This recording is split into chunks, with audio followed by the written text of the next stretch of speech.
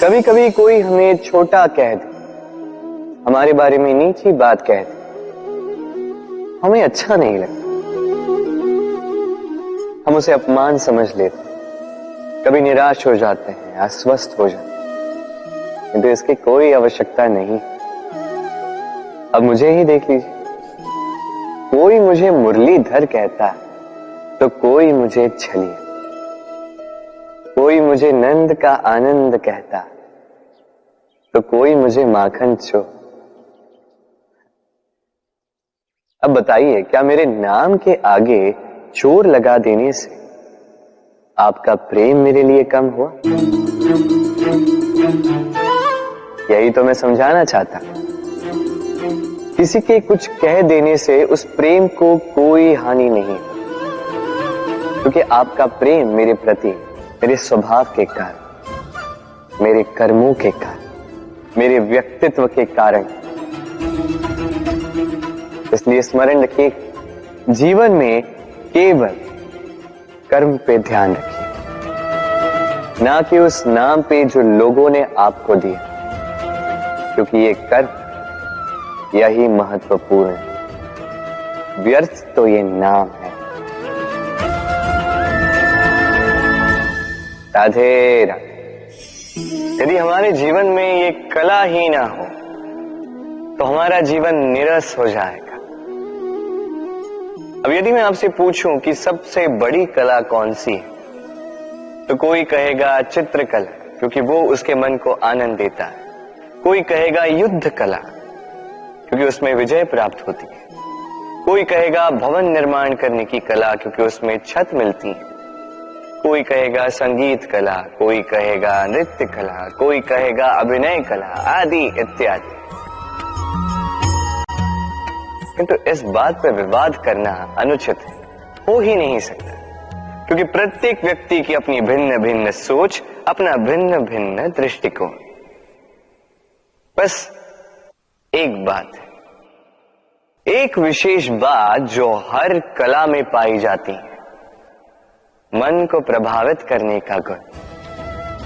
तो सबसे बड़ी कला वो जो मन को प्रभावित करे, और सबसे बड़ा कलाकार वो जो औरों के मन में प्रवेश करे। जिसके पास ये गुण होगा वो कलाकार सबसे बड़ा होगा।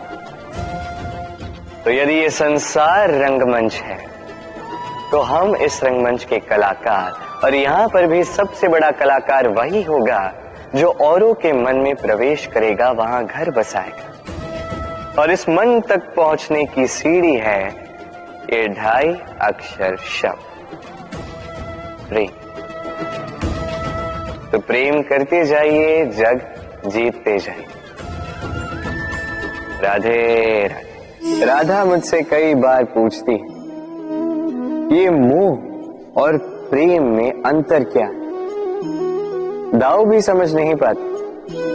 आपके मन में भी ये प्रश्न चल रहा होगा कि अंतर क्या है इस मोह में और इस प्रेम। चलिए बड़ी सरलता से मैं आपको ये समझा देता हूं।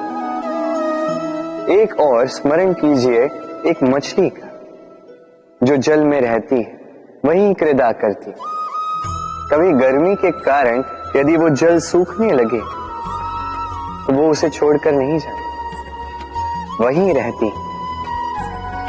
भले ही जल कम होने के कारण वो वहां पर तड़प तड़प कर अपना प्राण त्याग दे, स्थान नहीं त्यागती। दूसरी ओर होता है भंवरा, जो किसी पुष्प के आसपास केवल तब तक मंडराता है जब तक उस पुष्प में रस हो। वो रस लुप्त, वहां वो भंवरा लुप्त।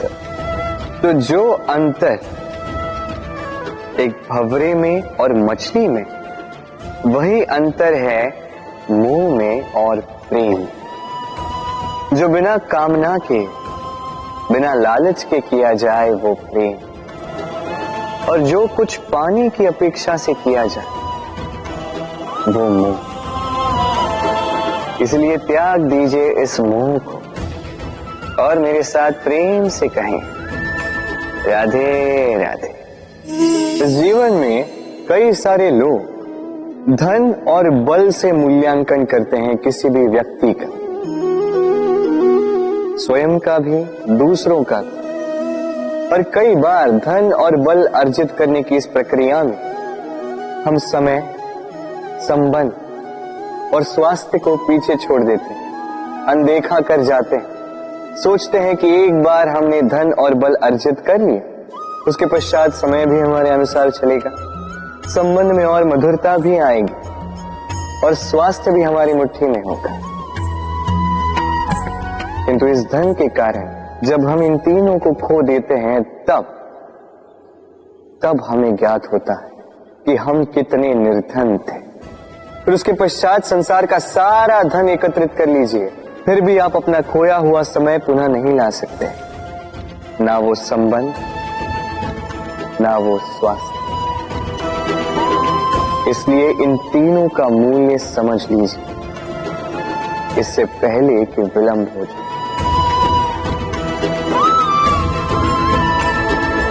राधे राधे। बड़ी ऊंचाइयों पर पहुंचने के लिए हमें किसकी आवश्यकता होती है? अब इसका उत्तर बड़ा ही सरल है, सीढ़ियों की। अब इसमें एक गूढ़ रहस्य छिपा। हम जब तेजी से सीढ़ियों पर चढ़ते हैं, यदि किसी को पीछे छोड़ दे तो क्या उसे देखकर हम उसे हीन समझ लेते हैं? क्या उसे हीन दृष्टि से देखते हैं? यदि किसी को धक्का देकर हम आगे बढ़े तो क्या उसे देखकर उसका उपहास बनाते? यदि आपका उत्तर हाँ है, तो ये बहुत बड़ी भूल। आप सीढ़ियों में जिनसे भी मिले, मधुर संबंध बनाए रखिए, स्नेहपूर्वक व्यवहार रखिएगा, विनम्र रहिएगा, क्योंकि जिस सीढ़ी से आप चढ़ रहे हैं, स्मरण रखिएगा, उसी सीढ़ी से पुनः आपको नीचे भी उतरना है। यदि ये सीढ़ी ही ना रही तो अपनी विजय का उत्सव अवश्य मनाएं, किंतु जो पीछे छूट जाए उसका उपहास कभी मत बनाएं। राधे राधे। जीवन है तो लक्ष्य तो होंगे, यदि लक्ष्य है तो मार्ग तो होंगे, यदि मार्ग है तो बाधाएं तो आएंगी। और इसी पर निर्धारित है कि हम जीवन में सफल होंगे या असफल, यश के भागी होंगे या तिरस्कार के। मान लीजिए आपको एक कार्य करना, आपको पर्वत पर चढ़ना। अब मार्ग के फिसलन आपको कई बार गिराए, चट्टाने आपको कई बार चोट देंगे।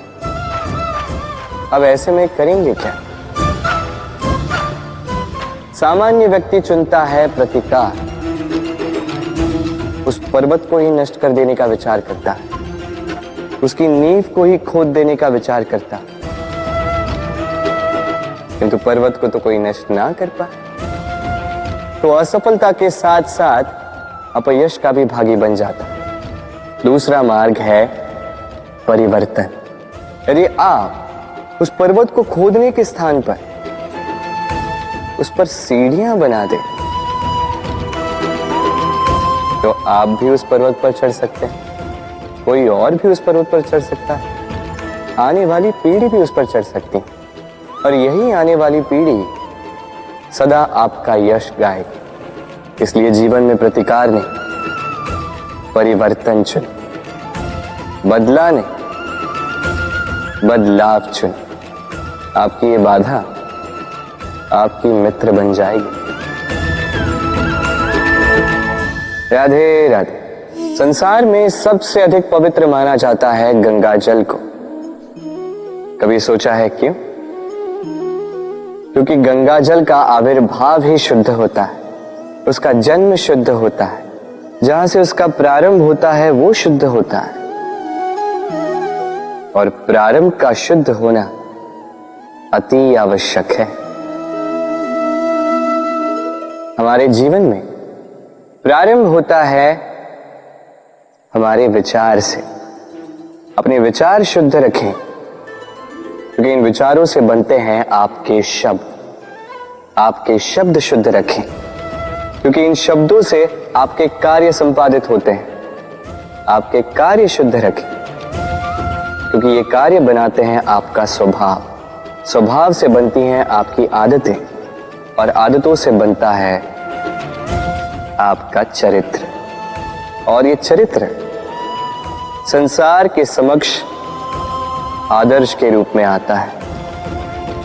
तो विचार से आदर्श तक की यात्रा शुभ तभी होगी जब आपके विचार शुभ होंगे। तो इस संसार में, इस जीवन में आपके विचार शुभ रखें, शुद्ध रखें।